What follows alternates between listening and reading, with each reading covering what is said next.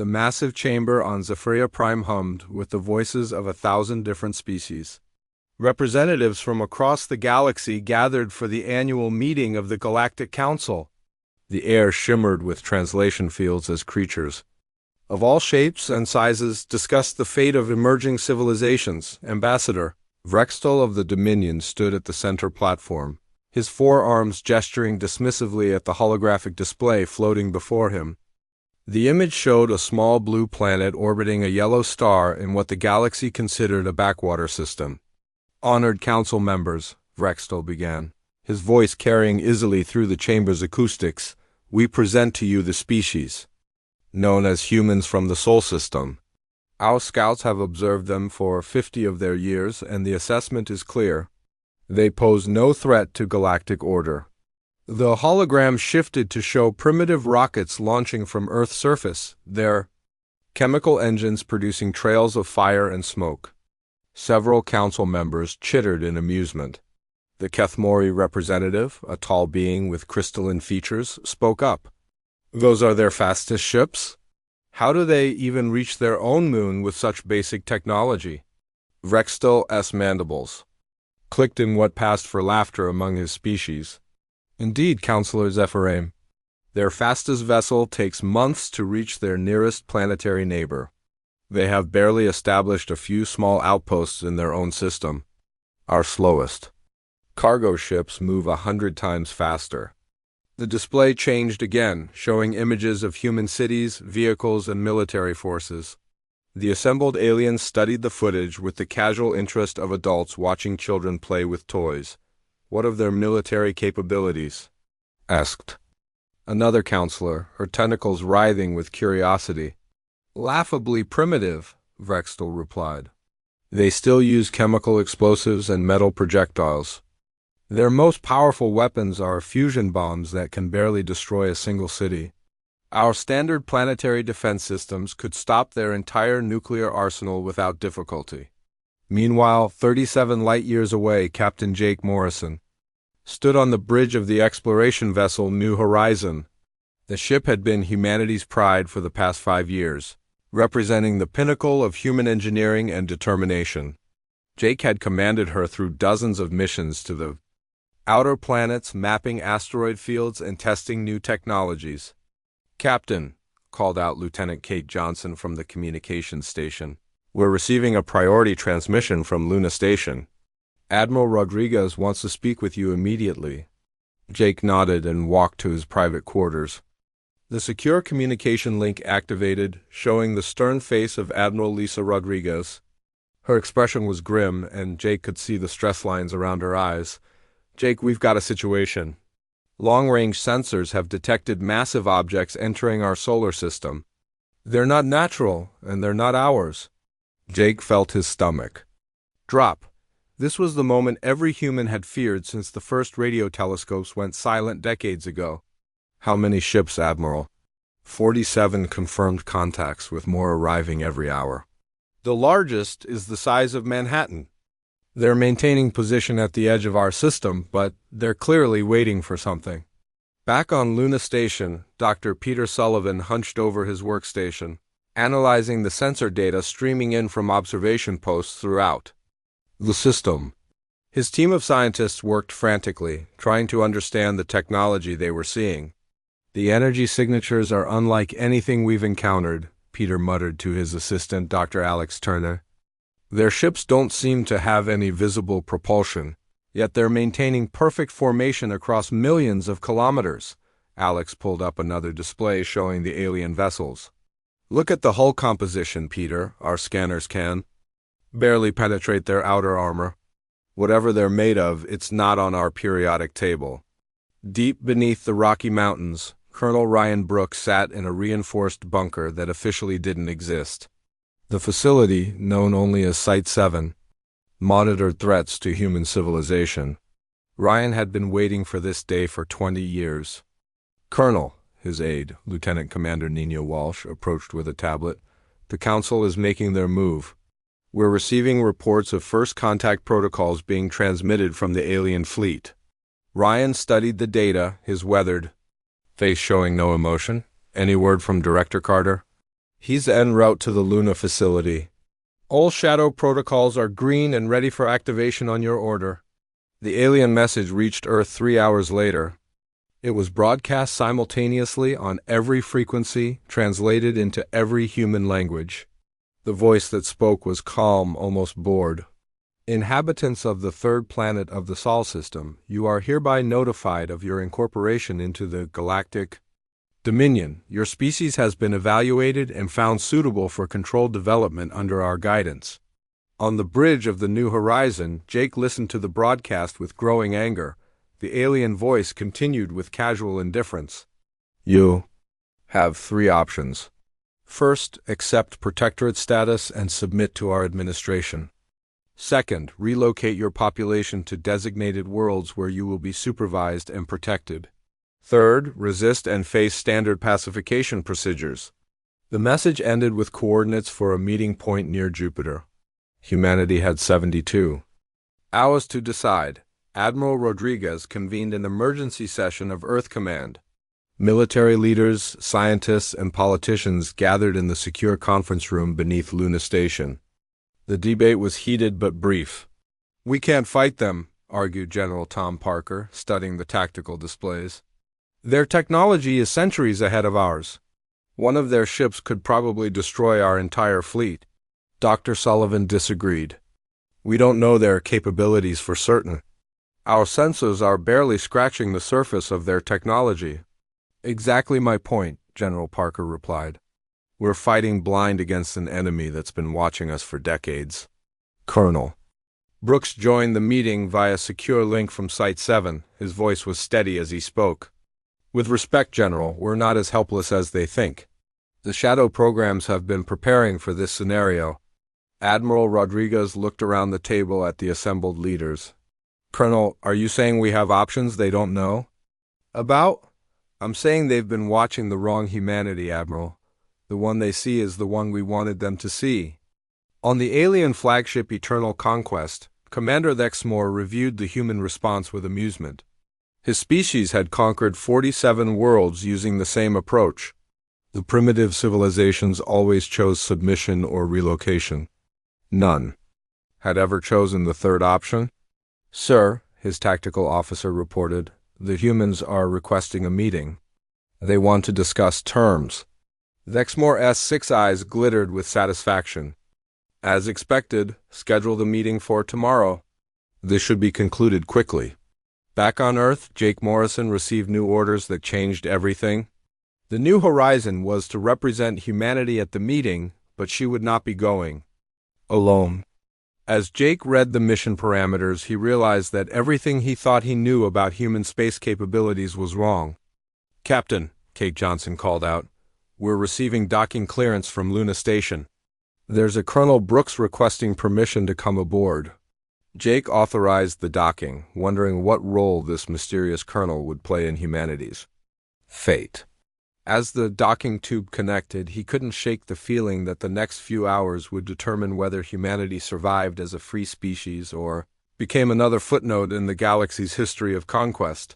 The aliens thought they were dealing with a primitive species armed with chemical rockets and nuclear weapons. They had no idea that humanity's greatest strength had always been their ability to prepare for the worst. While hoping for the best, the meeting at Jupiter would reveal which side had truly underestimated the other. The docking bay of Luna Station buzzed with activity as Colonel Ryan Brooks stepped aboard the New Horizon. Captain Jake Morrison watched the older man approach, noting the calm confidence in his stride. Behind the colonel walked a woman in civilian clothes who looked like a scientist, and a younger officer carrying a sealed case. "Captain Morrison," Colonel Brooks extended his hand. "I'm Ryan Brooks, and this is Dr. Charlie Roberts and Lieutenant Commander Nina Walsh. We're here to brief you on your real mission." Jake shook the colonel's hand, confused. "Real mission? I thought we were going to Jupiter to negotiate with the aliens." "We are," Ryan replied with a slight smile. "But not the way they expect. Dr. Roberts, would you explain what the New Horizon really is?" Charlie opened her tablet and showed Jake a technical diagram he had never seen before.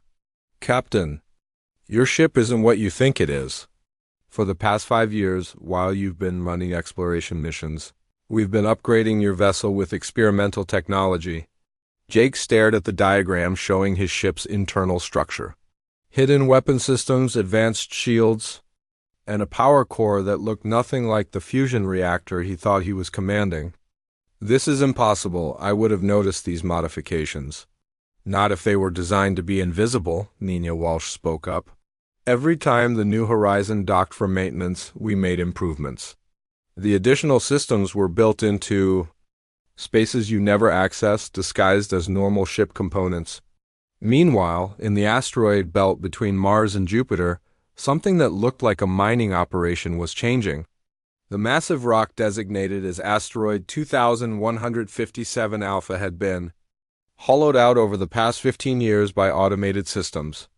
Inside, a fleet of ships waited in darkness. Director Sam Carter stood on the observation deck of the hidden facility, watching as the first ships powered up their engines.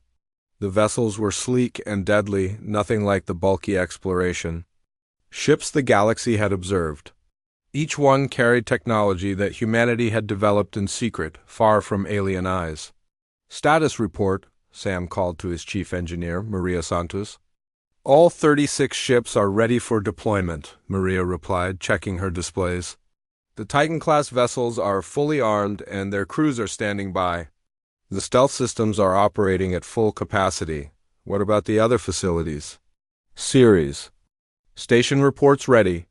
The Europa shipyards have completed their assigned vessels. Even the Pluto research station is prepared for activation." Sam nodded. For 20 years, humanity had been playing a dangerous game. They had allowed the aliens to see only what they wanted them to see, while secretly preparing for this moment.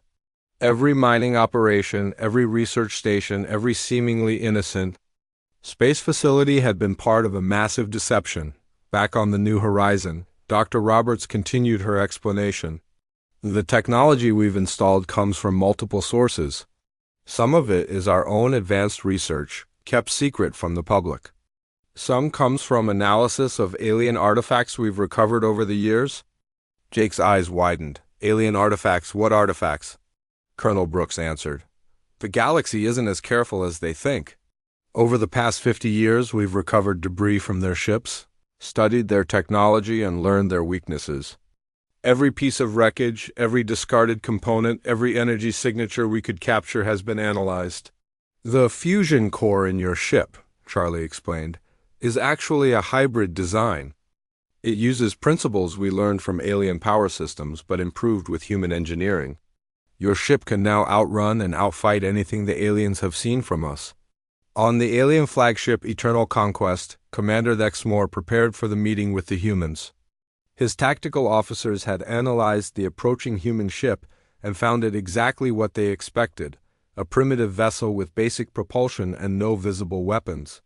"Sir," his science officer reported, "the human ship is maintaining standard approach vectors. No signs of advanced technology or hidden capabilities." Dexmore was pleased. "Excellent. This meeting will be brief. The humans will accept our terms and we can move on to more important matters." What the aliens didn't know was that their sensors were being fooled. The New Horizon's true capabilities were hidden behind sophisticated masking technology. To alien eyes, the ship appeared exactly as primitive as they expected, inside the New Horizon. Jake was learning about systems he never knew existed. Nina Walsh showed him the real command center, hidden behind what he thought was a storage compartment. The advanced displays showed tactical information that made his old bridge look like a toy. "Your original bridge was real," Nina explained, "but it was designed for exploration missions. This is your warship bridge. Every system has been upgraded with technology the aliens don't know we possess." Charlie Roberts activated another display. "Captain, look at this power output comparison. Your ship can now generate energy levels that rival alien cruisers. Your weapon systems, once activated, can punch through their standard armor." Jake studied the information, his mind racing. "How long have you been planning this?" "Since the first radio signals from space went silent in the 1970s, Colonel Brooks replied. "We knew someone was out there, watching us. We decided to give them a show while we prepared for the real performance. The meeting point near Jupiter was a sight that would have amazed any human observer. The alien fleet hung in space like a collection of metal cities, their hulls gleaming with unknown materials. The largest ship, the Eternal Conquest, was easily 20 kilometers long. The New Horizon approached alone, looking tiny and insignificant compared to the alien vessels. Inside, Jake Morrison sat in his real command chair, watching displays that showed him everything the aliens were doing. "Their shields are at minimum power," reported Nina Walsh from the tactical station. "They're not expecting any threat from us. Weapons are charged and ready," added Charlie Roberts. "All stealth systems are operating normally." Colonel Brooks stood behind Jake's chair, watching the alien fleet with calm eyes. "Remember, Captain, they think we're here to surrender. Let them keep thinking that until the moment we reveal the truth." The communication from the alien flagship crackled over the speakers. Commander Thexmore's voice was condescending and bored. "Human vessel, you will dock with our ship for negotiations. Your representative will come aboard alone and unarmed." Jake activated the reply channel. "Acknowledged, alien commander. We're prepared to discuss terms." As the New Horizon moved toward the alien flagship, systems throughout the solar system began to activate. The hidden fleet in the asteroid belt powered up their engines. The disguised weapons platforms near Earth came online. The secret research stations started broadcasting coded signals. Dr. Peter Sullivan, watching from Luna Station, saw the tactical display change as humanity's real capabilities became visible. "Admiral Rodriguez, all shadow assets are reporting ready status." "Confirmed," Admiral Rodriguez replied. "All stations are to maintain stealth protocols until Colonel Brooks gives the activation signal." On the New Horizon, Jake Morrison prepared to represent humanity in what the aliens thought would be a surrender negotiation. He wore a simple uniform and carried no visible weapons, but hidden in his jacket was a device that would change everything. "Captain," Colonel Brooks said quietly, "when you press that button, there's no going back. Humanity will be at war with a galactic empire." Jake looked at the massive alien ships surrounding them. "Colonel, were we ever not at war? They just didn't bother to tell us the fighting had already started." The New Horizon docked with the alien flagship, and Jake Morrison stepped into the airlock. Behind him, his ship's true systems waited in standby mode. Throughout the solar system, humanity's hidden fleet prepared for the moment when the galaxy would learn that they had greatly underestimated the species from Earth. The negotiations were about to begin, but not the way the aliens expected. The airlock of the alien flagship hissed open, and Captain Jake Morrison stepped into a corridor that defied his understanding of physics. The walls seemed to bend and flow, made of materials that shifted between solid and liquid states. Lights moved through the surface like living things, casting strange shadows that danced around him. 2 alien guards flanked him, their weapons floating beside them without any visible support. The guards themselves were tall and thin, with skin that looked like polished metal. They said nothing as they led Jake through corridors filled with beings from dozens of different worlds. "Commander."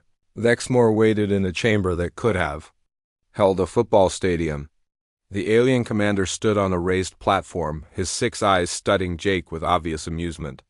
Around the chamber, other alien officers observed the proceedings with the casual interest of adults watching a child's school play. "So," Thexmore began, his voice echoing through translation devices, "you are the representative of the human species. I must say, you are smaller than our reports indicated." Jake looked up at the towering alien commander, keeping his expression neutral. "I'm here to discuss your terms, Commander." "Terms?" Thexmore's mandibles clicked in what might have been laughter. "There are no terms to discuss, human. There are only 3 choices, and you will select one of them." The chamber's walls came alive with holographic displays showing Earth from space. Jake watched his home planet rotate slowly, looking peaceful and vulnerable surrounded by the alien fleet. "Choice 1. Thexmore continued, "Your species accepts protectorate status.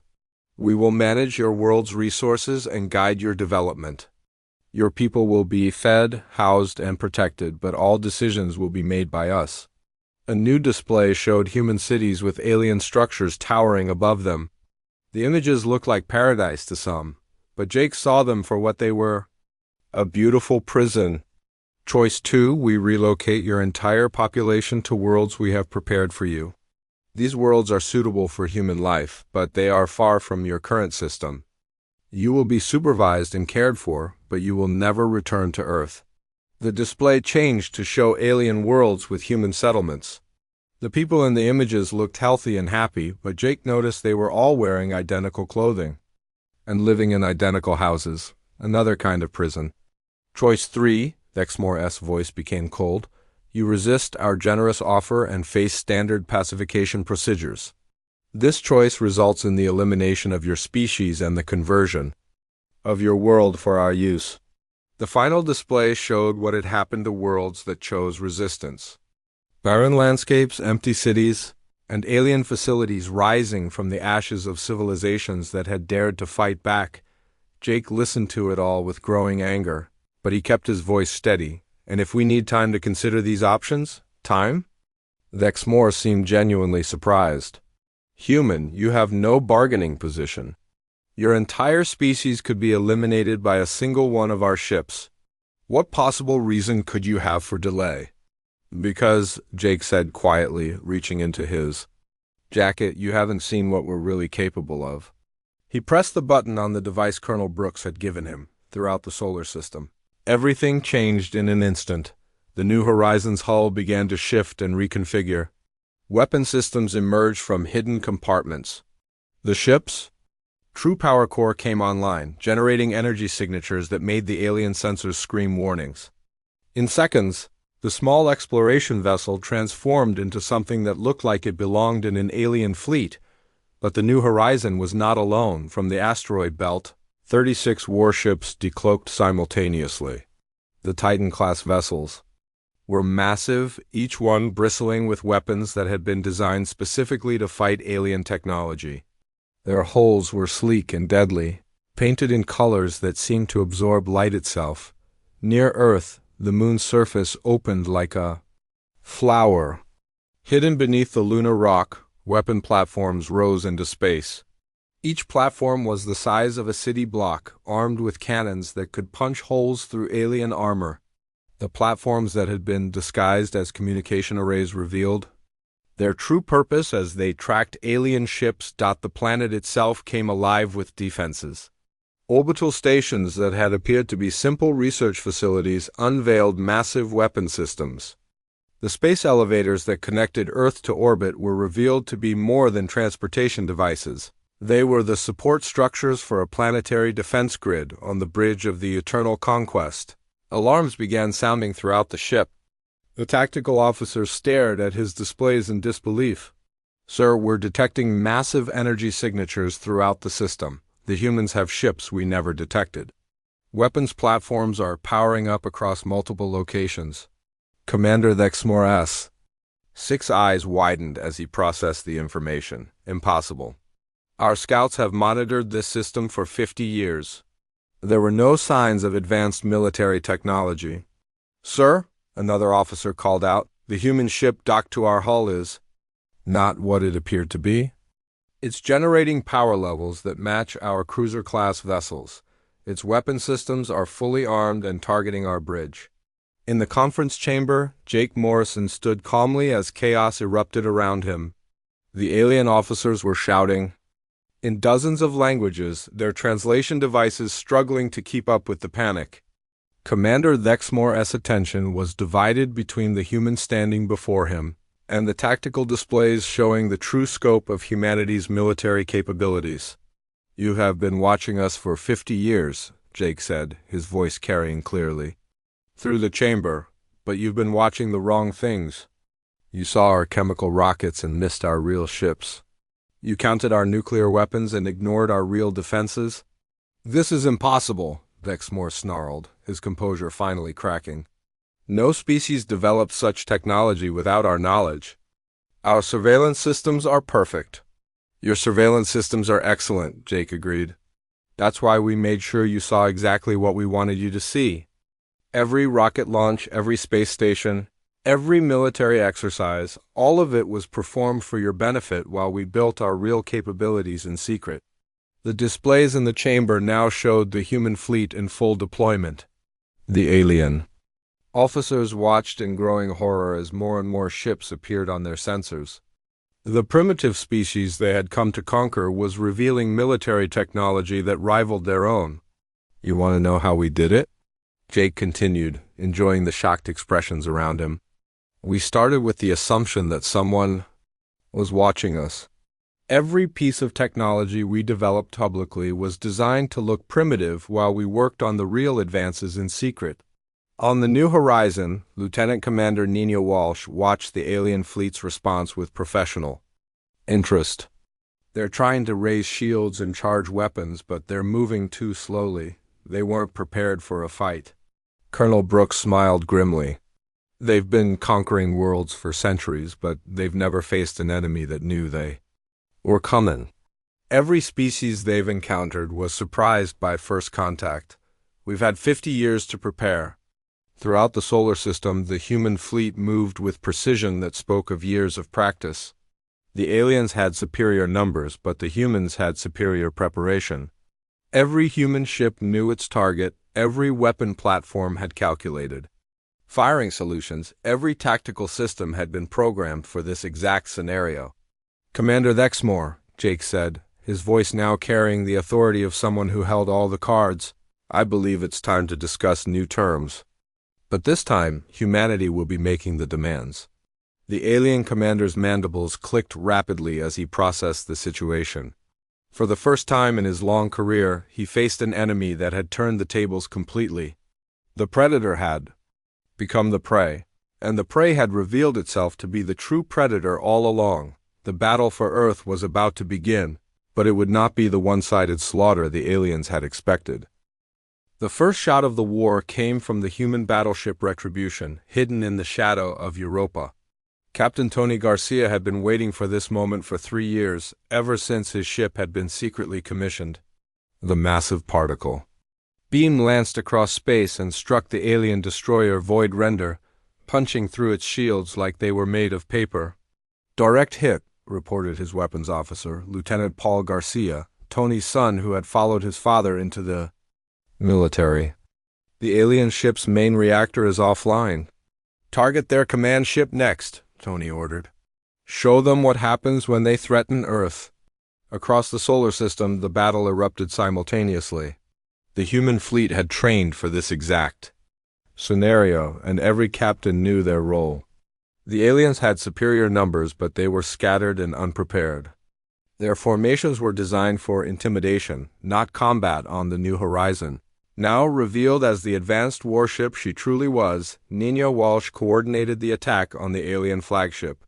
Captain Morrison's signal is confirmed. He's safely aboard their command ship. We're clear to engage. The ship's main guns, hidden for years beneath false hull plating, emerged and locked onto the Eternal Conquest. The alien shields flared as human weapons struck them, but the shields held. The aliens had strong defenses, but they were not invincible inside. The alien flagship, Commander Thexmore, struggled to regain control of the situation. His bridge crew worked frantically, trying to coordinate a response to an attack they had never anticipated. The tactical displays showed human ships appearing throughout the system, each one more advanced than their intelligence had suggested. Possible. How many ships do they have? Thexmore demanded. Unknown, sir, his tactical officer replied. Our sensors are detecting new contacts every few minutes. They're using stealth technology we didn't know they possessed. In the conference chamber, Jake Morrison stood calmly amid the chaos. The alien officers around him were shouting orders and receiving reports, but their confident arrogance had vanished. They were learning what every human military officer knew: no battle plan survives contact with the enemy. Still interested in discussing terms? Jake asked Commander Thexmore. The alien commander's 6 eyes burned with rage. You think this changes anything? We have 47 ships in this system alone. You cannot possibly match our firepower. 47. Ships designed to intimidate primitive species, Jake replied. Not 47 ships prepared for real combat. There's a difference. The difference became clear as the battle progressed. The human ships moved with tactical precision that spoke of years of training. They used the solar system's geography to their advantage, hiding behind planets and asteroids, striking from unexpected angles. The aliens had overwhelming firepower, but they couldn't bring it to bear effectively. Captain Maria Santos, commanding the stealth frigate Silent Runner, demonstrated human tactical thinking. Her ship was invisible to alien sensors, allowing her to position herself perfectly for maximum damage. When she struck, it was with surgical precision, targeting the alien ship's most vulnerable systems. "Engineering sections hit on 3 enemy vessels," she reported to Admiral Rodriguez on Luna Station. "They're losing power and maneuverability." "Excellent work, Captain," Admiral Rodriguez replied. "Continue targeting their support systems." "We need to disable their fleet, not destroy it." This was another aspect of human warfare that the aliens didn't understand. Humans fought to win, not just to kill. Every disabled alien ship was a potential source of intelligence, technology, and prisoners who could provide information about the wider galactic situation. The battle around Earth became a masterclass in human military doctrine. The aliens relied on their superior technology and numbers, but the humans relied on superior tactics and preparation. Every human ship had been designed with specific roles in mind, and every crew had trained for this exact scenario. Commander Troy Bishop, leading a squadron of human destroyers, showed the aliens what human coordination looked like. His ships moved as one unit, covering each other's weaknesses and combining their strengths. When alien fighters tried to overwhelm individual ships, they found themselves facing concentrated firepower from multiple vessels. "This is impossible," one of the alien officers on the Eternal Conquest muttered. "Primitive species don't fight like this. They don't have this level of organization." "Maybe," Jake said, overhearing the comment, "your definition of primitive needs updating." The turning point came when the human fleet revealed their secret weapon. Deep in the asteroid belt, what had appeared to be a mining station suddenly came alive. The facility, larger than any human city, began launching ships that dwarfed even the alien vessels. Director Sam Carter, commanding the operation from his hidden base, watched with satisfaction as the massive human dreadnought Liberty emerged from its concealment. The ship was a kilometer long, bristling with weapons that incorporated the best of human engineering and salvaged alien technology. "All systems are green," reported Chief Engineer Charlie Roberts. "The Liberty is ready for combat operations." "Then, let's show our guests what human engineering can really do," Sam replied. The Liberty's first salvo struck the alien battlecruiser, Dominion's Pride. The massive ship's shields flared and collapsed under the assault. Secondary explosions rippled along its hull as human weapons found their targets. The Pride of the alien fleet was crippled in minutes. The psychological impact was immediate. The alien fleet, which had entered the system confident in their superiority, now faced the reality that they were fighting an enemy that had been preparing for this battle for decades. "Sir," the tactical officer on the Eternal Conquest reported, "we're receiving surrender requests from 6 of our ships. They're requesting permission to withdraw." Commander Thexmore's composure finally cracked completely. "Surrender? We are the Galactic Dominion. We do not surrender to primitive species." "With respect, sir," the officer replied, "the humans don't appear to be as primitive as we thought." The battle raged for 6 hours. When it ended, the human fleet had achieved something that had never happened in the galaxy's recorded history. A species making first contact had defeated and established galactic power in open combat. The final tally was devastating for the aliens. 23 of their ships were destroyed or disabled. The remainder were surrounded by human vessels, their crews faced with the choice of surrender or death. The mighty Galactic Dominion had been humbled by a species they had considered harmless. In the conference chamber of the Eternal Conquest, Jake Morrison faced a very different Commander Thexmore. The alien's arrogance had been replaced by shock and something that might have been respect. "How?" Thexmore asked simply. Jake smiled. "You spent 50 years watching us fight each other. You saw that as weakness. We saw it as training. Every war, Every conflict, every battle we've fought has taught us something new about combat. We've been preparing for this day since we first looked at the stars. But your technology is exactly as advanced as we needed it to be. We let you see primitive rockets while we built starships. We let you see nuclear weapons while we developed particle beams. We let you see a divided species while we secretly united against a common threat. Commander Thexmore looked around at his ruined bridge, his defeated fleet, his broken dreams of easy conquest. What happens now? Jake's expression became serious. Now, Commander, we discuss terms. But this time, humanity will be writing the conditions. The galaxy had learned a harsh lesson. Underestimating humanity came with a price, and that price was higher than anyone had imagined. The species that had seemed so harmless had proven to be the most dangerous enemy the Galactic Dominion had ever faced. The war was far from over, but the first battle belonged to humanity. 6 months after the Battle of Sol, the galaxy was a very different place. Admiral Lisa Rodriguez stood on the bridge of the human dreadnought Terra's Wrath, watching as her fleet approached the alien homeworld of Arcturus Prime. The massive planet hung in space like a blue and gold jewel, surrounded by orbital stations that had been the pride of the Galactic Dominion. Now those same stations displayed human flags alongside their original markings. The conquest of Arcturus Prime had taken only 72 hours, but the planning had taken months. Humanity had learned to fight not just with weapons, but with strategy that stretched across star systems. "Admiral," reported Captain Jake Morrison from his position at the tactical station, "all defensive platforms are under our control. The planetary government is requesting a meeting." Lisa nodded. Jake had become her most trusted advisor since the first battle at Jupiter.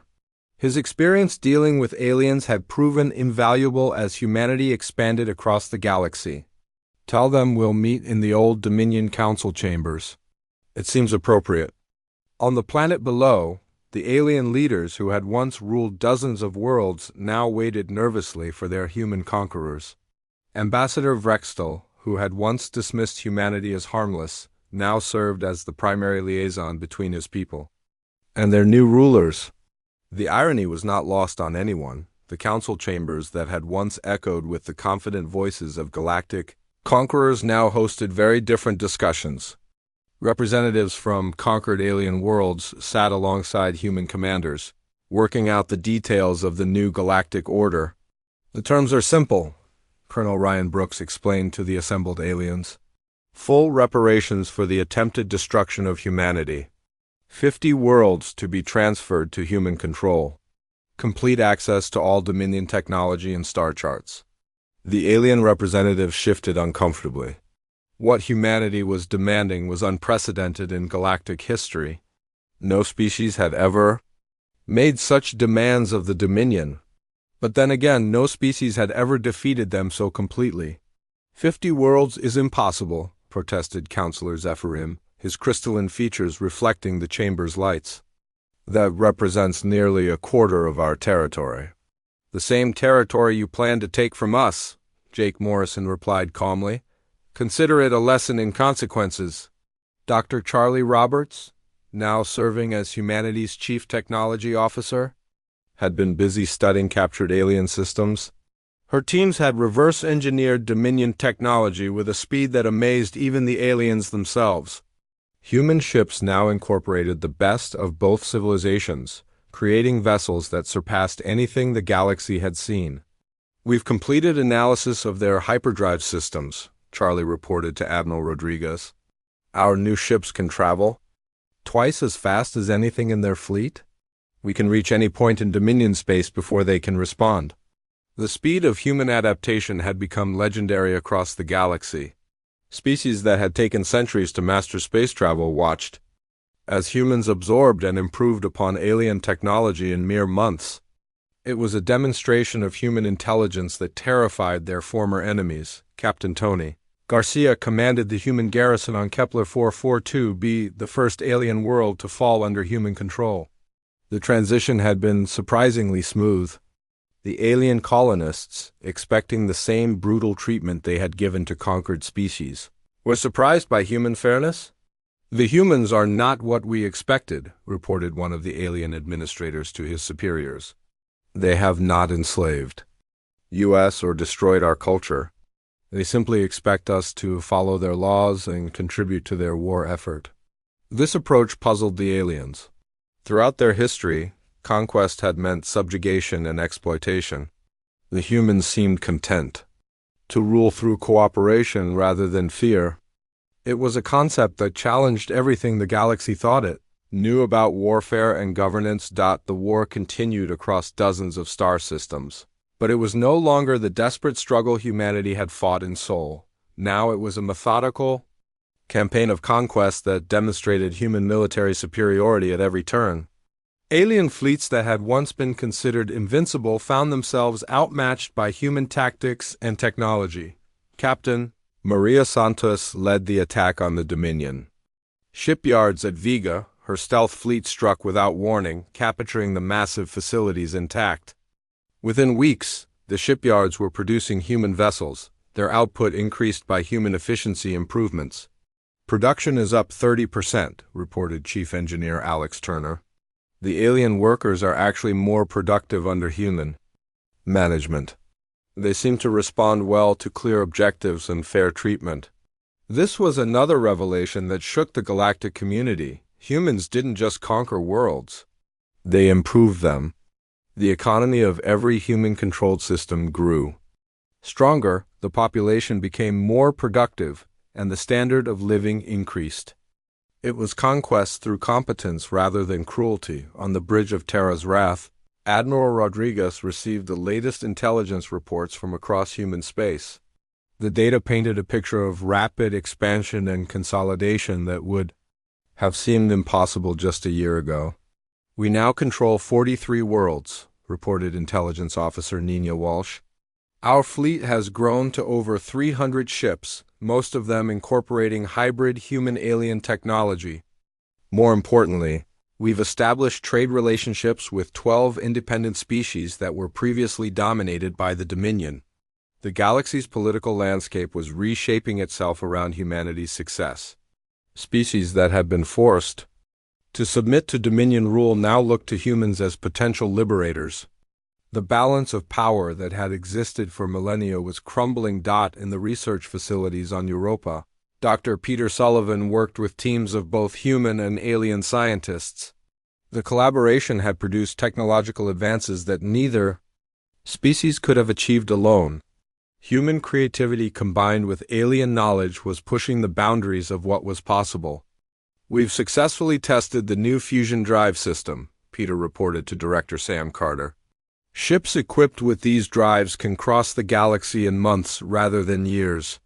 We're not just matching alien technology anymore. We're surpassing it." The psychological impact on the galaxy was profound. For thousands of years, the Dominion had been the undisputed masters of space. Their defeat by a supposedly primitive species had shattered the confidence of established civilizations everywhere. If humans could defeat the Dominion, what other assumptions about galactic power were wrong? Commander Thexmore, now a prisoner of war but treated with respect by his captors, served as an advisor to human forces.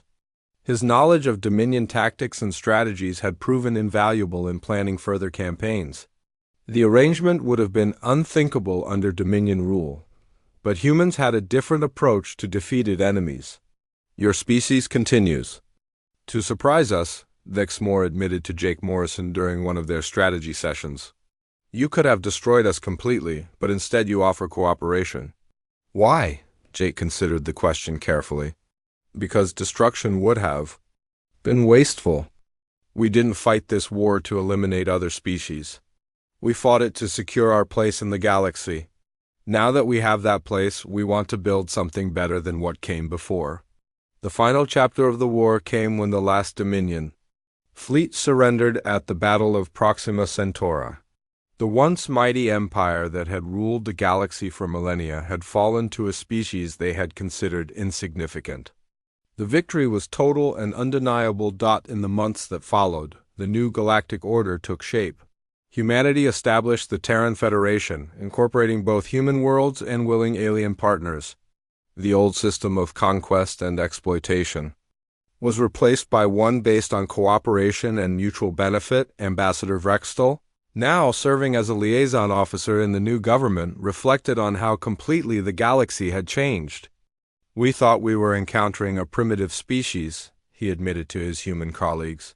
"Instead, we discovered that we were the primitive ones. You have shown us that true strength comes not from the ability to destroy, but from the wisdom to build." The galaxy had learned its lesson about underestimating humanity. The species that had seemed harmless had proven to be the most formidable force the stars had ever seen. They had paid for their arrogance not just with ships and battles, but with their entire way of life. The new age belonged to humanity, and the galaxy was better for it.